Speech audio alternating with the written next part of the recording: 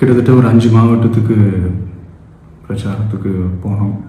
இந்த மாதிரி எதுவுமே நடக்கல. ஆனால் கரூரில் மட்டும் ஏன் எப்படி நடக்குது, எப்படி நடக்குது? மக்களுக்கு எல்லா உண்மையும் தெரியும். மக்கள் எல்லாத்தையும் பார்த்துக்கிட்டு இருக்கிறாங்க. கரூரை சேர்ந்த அந்த மக்கள் அந்த உண்மையெல்லாம் வெளியில் சொல்லும்போது எனக்கு கடவுளே நேரில் வந்து இறங்கி அந்த உண்மைகள்லாம் சொல்கிற மாதிரி எனக்கு தோணுச்சு.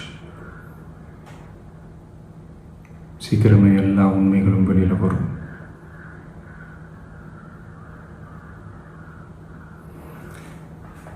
எங்களுக்கு தரப்பட்ட இடத்துல நாங்கள் போய் அந்த அந்த ஸ்பாட்டில் நின்று நாங்கள் பேசிட்டு வந்தோம். அதை தாண்டி எந்த தவறும் எங்கள் சைடில் நாங்கள் எதுவுமே செய்யலை. பட் இருந்தாலும் எங்கள் கட்சியை சேர்ந்த நிர்வாகிகள் தோழர்கள் மேலே எஃப்ஐஆர், அது மட்டும் இல்லை சோஷியல் மீடியாவை சேர்ந்த நண்பர்கள் தோழர்கள் அவங்க மேலே எஃப்ஐஆர்லாம் போட்டு இப்போ பிடிச்சிக்கிட்டு இருக்கிறாங்க.